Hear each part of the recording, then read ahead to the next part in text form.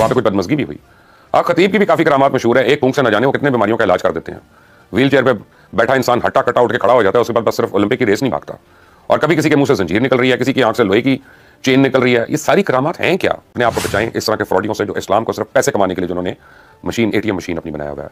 और ये जाली पीर, इनको एक्सपोज करना ये हम सबका फर्ज है। तो जो हाथ से मोबाइल चार्ज करते हैं, पूरी वीडियो में देखा जाता है कि मौलाना इलियास कादरी साहब हाथ में एक बंदे का मोबाइल थामते हैं और 10 से 15 मिनट उस शख्स के बकौल ये हाथ में रहता है। और उसके बाद ये जनवरी के महीने से मार्च के महीने तक ये मोबाइल चार्ज करने की नौबत ही नहीं है। इसमें पाबंदी थी, लाउड स्पीकर को कुफर कहते थे कई लोग, और पूरी मुहिम जो है वो टेक्नोलॉजी के खिलाफ चलती थी। लेकिन पर उन्हीं की एक और वीडियो नजर से गुजरी जिसमें कहते हैं कि पीले जूते पहना करें, यानी पीले यानी येलो रंग के जूते पहन के इंसान नफसियाती तौर पर कमजोर नहीं होता। भी माहिर नफसियात हैं दुनिया में, वो अपनी अपनी दुकानें बंद कर लेते हैं और दुकानें बंद करके दुकान के बाहर लिख देते हैं कि आप पीले रंग के बड़े बड़े जूते पहने, आप बिल्कुल ठीक हो जाएंगे।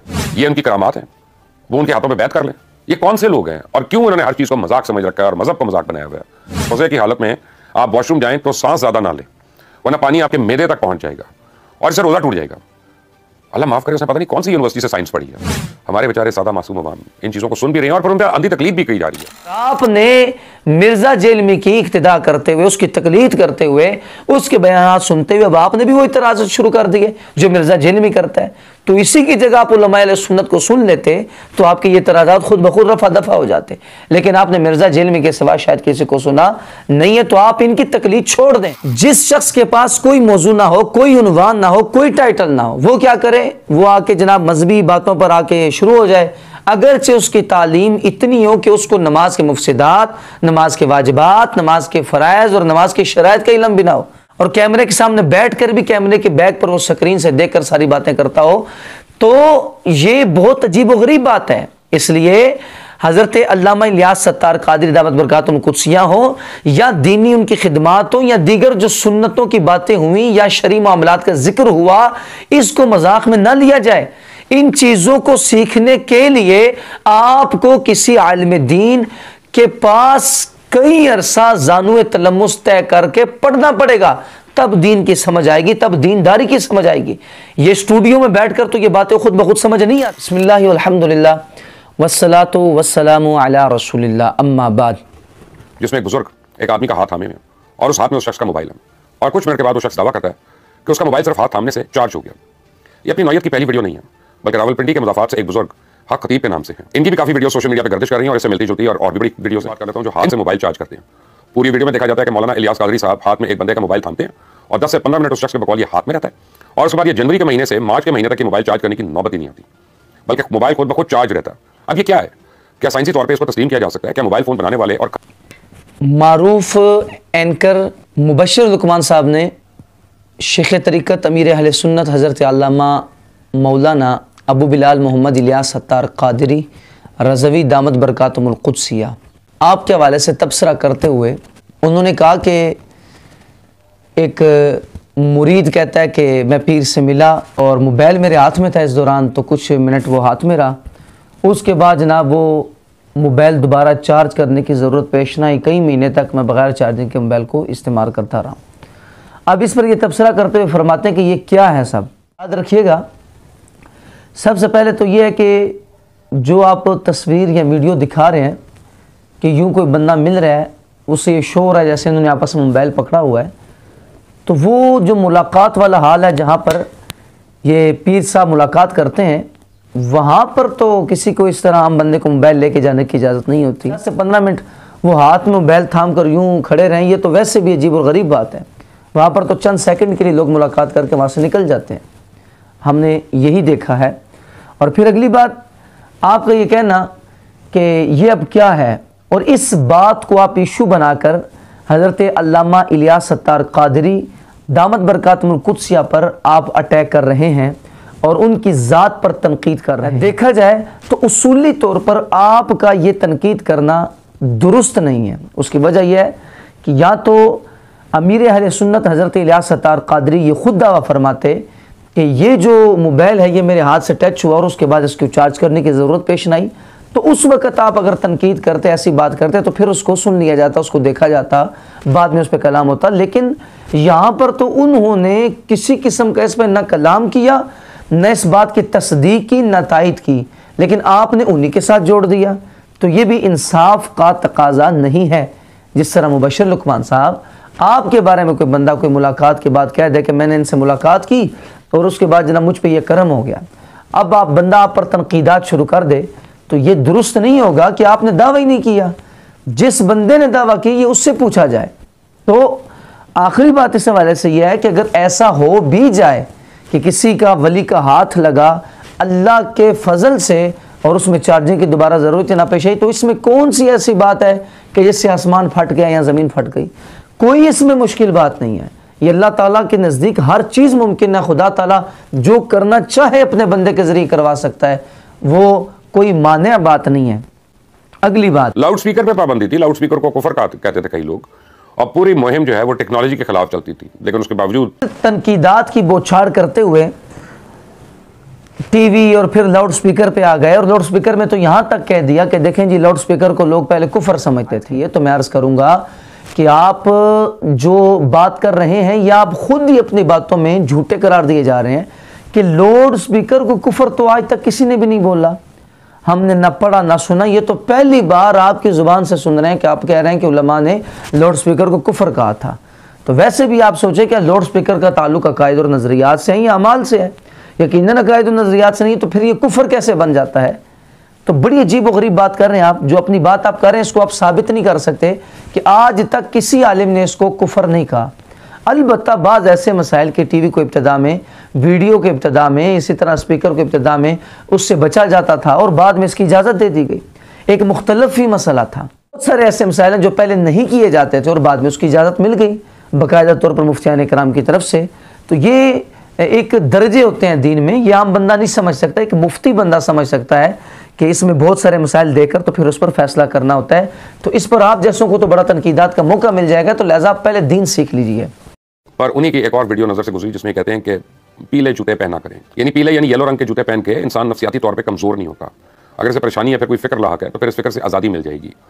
اسی طرح اگر آپ کسی اور رنگ کے جوتے پہنتے ہیں تو اس سے پریشانی بڑھتی، یعنی اگر کوئی شخص پریشان حال ہے، وہ ڈپریشن میں چلا گیا ہے، تو پھر جتنے بھی ماہر نفسیات ہیں دنیا میں، وہ اپنی اپنی دکانیں بند کر لیتے ہیں اور دکانیں بند کر کے دکان کے باہر لکھ دیتے ہیں کہ آپ پیلے رنگ کے بڑے بڑے جوتے پہنے، آپ بالکل ٹھیک ہو جائیں گے۔ اسکول میں چونکہ سارے بچوں کے جوتے سیاہ رنگ کے ہوتے ہیں، اس لیے ان کی یونیفارم کے ساتھ جوتے بھی پیلے کر دینے چاہیے تاکہ سارے کے سارے بچے بڑے ہو کے سائنسدان ہی بن جائیں۔ اور انہی لوگوں کے حوالے سے پیلے جوتوں کی بات ہے کہ پیلے جوتے پہننے والے کو فکر لاحق نہیں ہوتی، ٹینشنیں نہیں ہوتی، یا اس سے غم دور ہوتے ہیں۔ تو اس پر پھر انہوں نے تبصرہ کرتے ہوئے اور مذاق بناتے ہوئے آپ یہ کہہ رہے ہیں آگے کہ دیکھیں اگر پیلے جوتوں سے اتنا کچھ ہوتا ہے تو پھر تو جو ڈپریشن کے مریض ہوتے ہیں تو وہ جب جاتے ہیں نفسیات والوں کے پاس، تو نفسیات والوں کو چاہیے تو دکانیں بند کر کے چلے جائیں اور باہر وہ جوتے لٹکا دیں پیلے بڑے بڑے اور کہیں کہ جناب جوتے پہن لیں تو آپ کی جناب نفسیاتی مرض ختم ہو جائے گا، درست ہو جائیں گے۔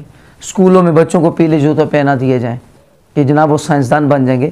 یہ یعنی ایک بہترین بات کو مذاق بنانا تو کوئی آپ سے سیکھے، بالکل آپ نے یہ بے انصافی کی ہے۔ دیکھیں سب سے پہلے یہ دیکھیں کہ جو پیلے جوتوں والی بات ہے اس کے پہننے یا نہ پہننے یہ کس ہستی سے لیا جا رہا ہے اور کس طرح بیان کیا جا رہا ہے، پہلے یہ دیکھنا پڑے گا۔ دیکھیے آپ نے کہا کہ اس طرح تو جناب باہر جوتے لٹکا دیں لوگ وہ پہنے ٹھیک ہوتے جائیں گے، یہ آپ نے ایک مذاق کے طور پہ بولا۔ دیکھیں اگر میں آپ کے درجے پر اتر کر آپ ہی کی بولی میں جواب دوں تو بات یوں بنے گی اور بالکل زبردست آپ پر فٹ آئے گی۔ ایک بندہ جاتا ہے میڈیکل سٹور پر اور وہ کہتا ہے جناب کہ طبیعت خراب ہے، پیناڈول کی گولی دی جاتی ہے کہ آپ اسے کھائیں درست ہو جائیں گے۔ وہ پیناڈول کی گولی کھانے کے بعد واقعی تندرست ہو جاتا ہے، تو پھر وہ اگلے مرحلے چلے جاتا ہے سیدھا اسپتال میں اور کہتا ہے جناب کہ آپ اس طرح کریں، اسپتال سارے بند کر دیں۔ کیوں جی؟ کیونکہ پیناڈول کی گولی کھانے سے جناب مجھ پہ زبردست اثر ہو گیا ہے اور میں بہترین ہو گیا ہوں، تندرست ہو گیا ہوں، تو لہٰذا ان اسپتالوں کی ضرورت کوئی نہیں ہے۔ تو آپ کیا کریں، اسپتال بند کر کے باہر پیناڈول کے پتے لٹکا دیں اور لکھ دیں جناب جس کی طبیعت خراب ہوئی ہے پتے لے کر جاتا جائے، کھاتا جائے اور وہ ٹھیک ہوتا جائے۔ تو یقیناً ایک سلیم العقل شخص بولے گا کہ یہ تو بے وقوفانہ بات ہے کہ بھائی پیناڈول کی گولی کھانے سے اگر صحت ملتی ہے، تندرستی ملتی ہے، اس کا مطلب یہ تو نہیں ہے کہ پورا اسپتال ہی بند کر دیا جائے۔ تو صاحب جی اگر پیلے جوتے پہننے سے غموں میں کمی آتی ہے، فکریں لاحق نہیں ہوتی، ٹینشنیں دور ہوتی ہیں، تو اس کا مطلب یہ تھوڑا ہی ہے کہ بس اسی سے ہوتی ہے اور اس کے علاوہ کوئی کام نہیں ہے، بلکہ یوں کہا جائے گا کہ جن جن باتوں سے ٹینشنیں اور فکریں ختم ہوتی ہیں، ان میں ایک پیلے جوتوں کا پہننا بھی منقول ہے، تو یوں بات کہی جائے گی۔ اب آپ دیکھیں کتنے بہترین بات کو ایک آپ فتنے والے انداز میں پیش کر رہے ہیں، لوگ دین سے بیزار ہوں گے اور اس کا گناہ سارا آپ کے سر پر آئے گا۔ اب یہ پیلے جوتے پہننے والی بات جو ہے یہ اپنے پیٹ سے نہیں کی، بلکہ یہ بات اگر حضرت علامہ الیاس ستار قادری صاحب نے کی ہو یا دیگر علماء نے کی ہو تو ان کے پاس دلیل موجود ہے۔ دیکھیے قرآن پاک پہلا پارہ سورہ بقرہ ہے، اللہ جل وعلا نے فرمایا انہا بقرۃ صفراء فاقع لونہا تسر الناظرین۔ ترجمہ کنز الایمان، وہ ایک پیلی گائے ہے کہ جس کی رنگت ڈہڈہاتی دیکھنے والوں کو خوشی دیتی ہے۔ یہ سورہ بقرہ کی آیت نمبر 170 ہے، اور تفسیر قرطبی میں اسی آیت کے تحت لکھا ہوا ہے قال ابن عباس الصفرۃ تسر النفس وحد على لباس نعال الصفر حکاہ عنہ النقاش وقال علی بن ابی طالب رضی اللہ عنہ من لابس نعلی جلد اسفر قل ہمہ لأن اللہ تعالی یقول صفراء فاقع لونہا تسر الناظرین۔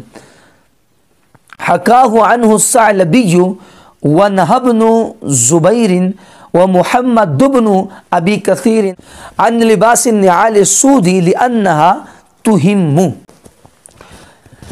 تو یہاں پر فرمایا کہ عبداللہ ابن عباس رضی اللہ تعالیٰ عنہ فرماتے ہیں کہ زرد یعنی پیلا رنگ جو ہے یہ دل کو خوش کرتا ہے، مزید آپ نے پیلے رنگ کے جوتے پہننے کی بھی ترغیب دلائی ہے۔ اور یہ روایت جو ہے حضرت ابن عباس رضی اللہ تعالیٰ عنہما سے حضرت نقاش نے بیان کی ہے کہ حضرت سیدنا علی المرتضیٰ شیر خدا کرم اللہ وجہہ الکریم نے فرمایا کہ جس نے پیلے رنگ کا جوتا پہنا اس کے غم کم ہوں گے، کیونکہ اللہ پاک نے قرآن میں فرمایا ہے صفراء فاقع لونہا تسر الناظرین، اور حضرت سیدنا عبداللہ ابن زبیر نے کالے جوتے پہننے سے منع فرمایا، اور عبداللہ ابن زبیر صحابی رسول کہتے ہیں کیونکہ یہ غم کا باعث بنتی ہیں۔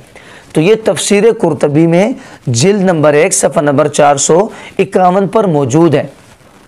جناب محترم، پھر کسی بھی رنگ کا جوتا پہننا اگرچہ جائز ہے، لیکن پیلے رنگ کے جوتے پہننا بہتر ہے کہ مولا مشکل کشا شیر خدا رضی اللہ تعالی عنہ جو آپ فرماتے ہیں جو پیلے جوتے پہنے گا اس کی فکروں میں کمی ہوگی۔ یہ جو ہے تفسیر نصفی میں بھی موجود ہے۔ تو یہاں پر میں رک کر بات کرتا ہوں کہ یہ پیلے جوتوں کی بات تو قرآن کی تفاسیر سے مل گئی، صحابہ کرام علیہ رضوان کے اقوال مبارک سے مل گئی، لیکن جو آپ نے بات کی یہ کہاں سے ملے گی؟ اگر اسے پریشانی ہے، پھر کوئی فکر لاحق ہے تو پھر اس فکر سے آزادی مل جائے گی۔ اسی طرح اگر آپ کسی اور رنگ کے جوتے پہنتے ہیں تو اس سے پریشانی بڑھتی ہے۔ پھر آپ نے جو کہا کہ جناب انہوں نے کہا کہ پیلے کے کالے کے علاوہ تو کوئی بھی پہنیں گے تو وہ درست نہیں ہے، اس سے غم زیادہ ہوں گے، ٹینشنیں بڑھیں گی وغیرہ، اس طرح کی آپ نے بات کی، تو یہ تو بالکل آپ نے غلط بات کی ہے۔ میرے خیال سے آپ کو میں ابھی بھی کہتا ہوں، آپ کے پاس پھر بھی ٹائم ہے، آپ آئندہ بھی دیکھ لیں، سرچ کر لیں، آپ کو انشاءاللہ کوئی ایک بھی ایسی بات نہیں ملے گی کہ انہوں نے یہ فرمایا ہو کہ پیلے جوتوں کے علاوہ پہننے سے دیگر جتنے بھی کلر ہیں اس سے یہ غم آتے ہیں یا اس سے دکھ دردوں میں اضافہ ہوتا ہے یا بندہ ٹینشنوں کا شکار ہو جاتا ہے۔ پیلے رنگ کے علاوہ یہ بات ہوئی نہیں ہے۔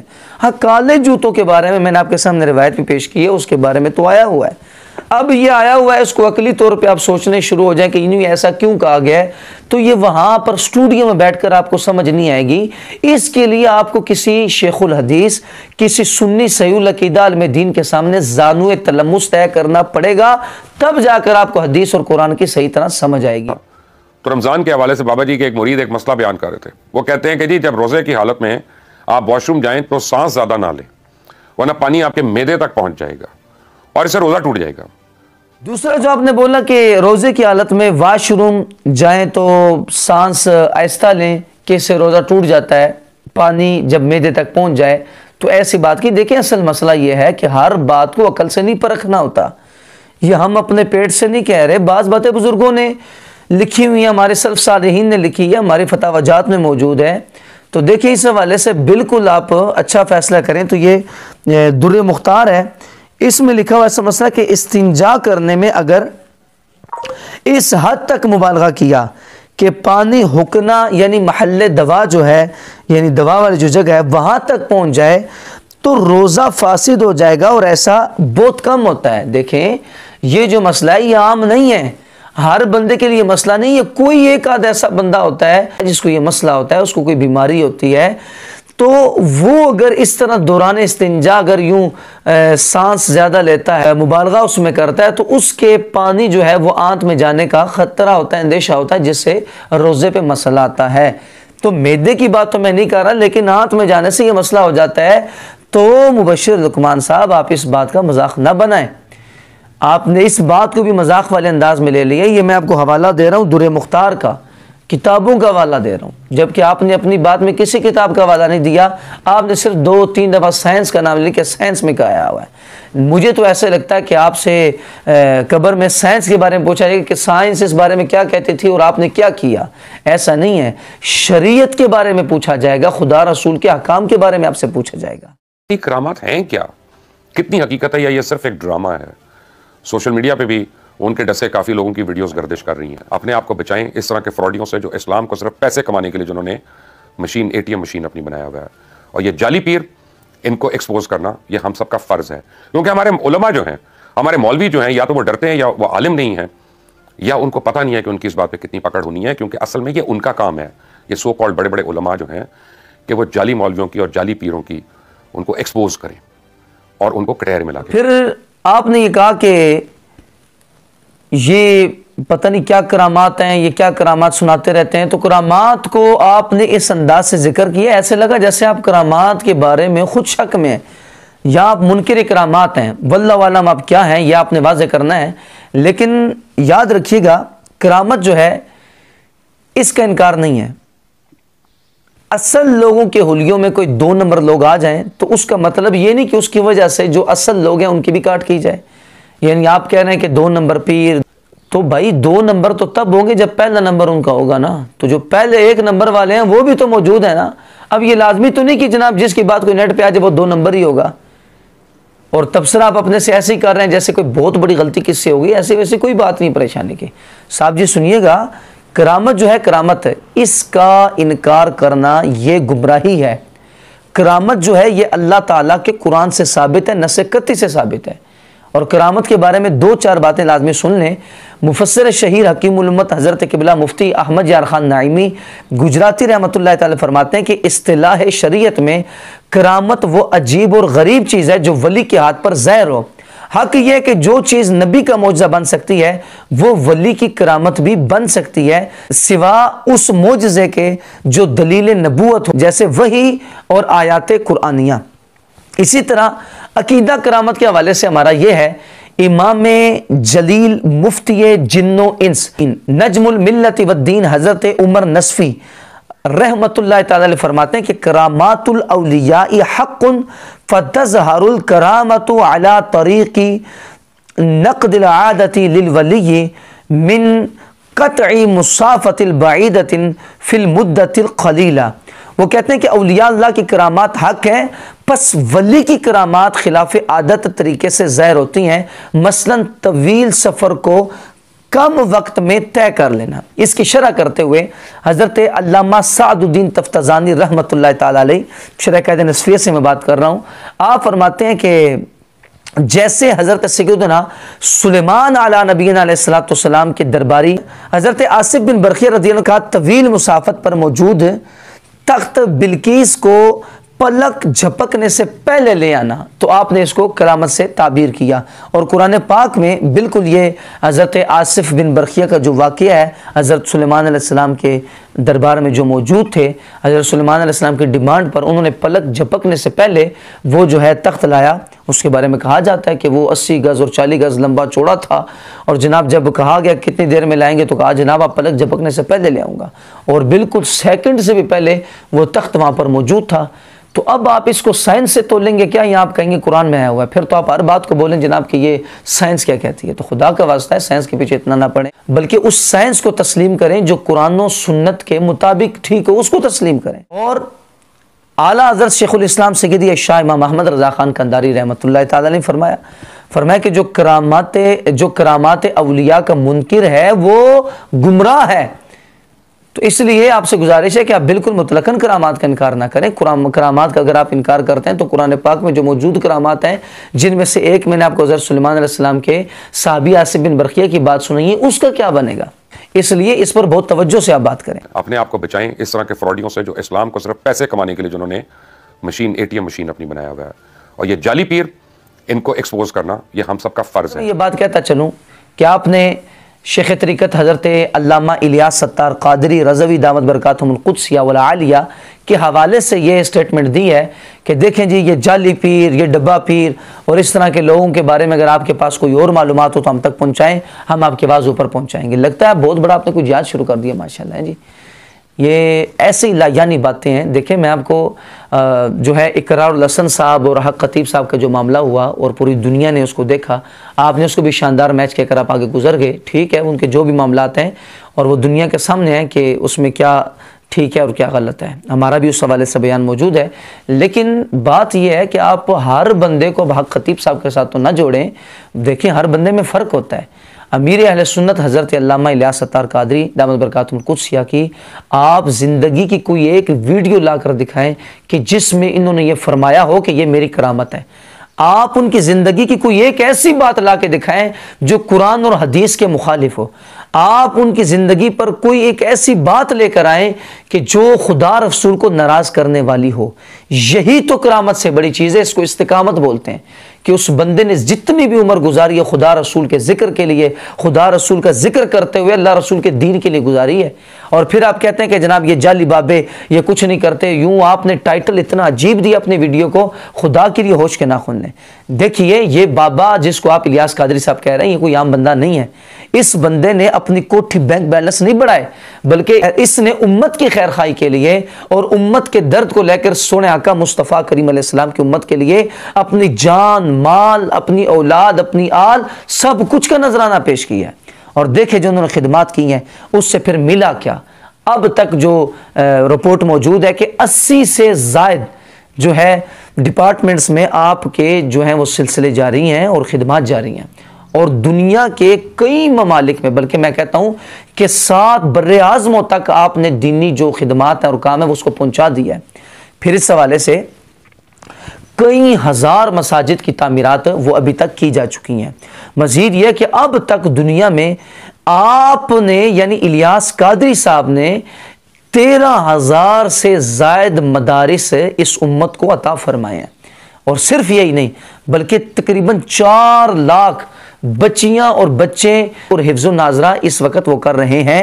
اور درس نظامی جو عالم کورس کرنے والوں کی تعداد ہے اس کو اگر دیکھا جائے تو ان کی تعداد 1,25,000 سے بھی زیادہ ہے. اس میں ہمارے مسلمان بھائی اور ہماری بہنیں وہ تعلیم حاصل کر رہی ہیں. اور 32,000 سے زائد علماء و عالمہ تیار کر کے اس امت کو تحفہ دیے ہیں. یہ ہے الیاس ستار قادری صاحب. ان کا موازنہ کسی اور کے ساتھ نہ کروائیں اور ان کا نام اتنی بے پرواہی کے ساتھ نہ لیں. جس بندے نے ساری عمر خدا رسول کے لیے گزار دی ہے، آپ کی چھوٹی سی بات ان کی عزت کو نہیں اچھال سکتی. اللہ تعالیٰ نے کو بہت مقام دیا ہے. ہم ساری زندگی بھی ان کے شکر ادا کریں تو خدا کی قسم نہیں کر سکتے کہ لاکھوں کروڑوں لوگوں کے دلوں میں عشق رسول کی شمع کو انہوں نے جلایا ہے اور عشق رسول کی شمع کو پہنچایا ہے. توحید خدا کا جھنڈا دنیا میں لہرایا اور انہوں نے قرآن و حدیث کا پیغام پہنچایا. مدنی چینل دیکھ لیں، اس طرح بہت سارے ان کی شعبہ جات ہیں. ہم تو اپنی زندگی میں کسی ایک بندے کو سر پر ٹوپی بھی نہ پہنا سکے. اس بندے نے کئی لاکھ کو سروں پہ امامے اور چہرے مبارک پہ داڑھی سجوا دی. تو اب مجھے بتائیں کہ یا یہ کوئی جعلی بابا ہے؟ اگر یہ جعلی بابا ہے تو دنیا میں کوئی اصلی بابا ہے ہی نہیں. پھر اس لیے ایسا کبھی نہ بولیں. جو اللہ والے ہیں انہوں نے خدمات کی ہیں، ان کی خدمات کو سراہا جائے. اللہ رب العزت شیخ طریقت امیر اہل سنت حضرت علامہ الیاس ستار قادری رضوی دامت برکاتہم القدسیہ کا سایہ فت ہمارے سروں پر قائم و دائم رکھے اور آپ کو درازی عمر بالخیر نصیب فرمائے.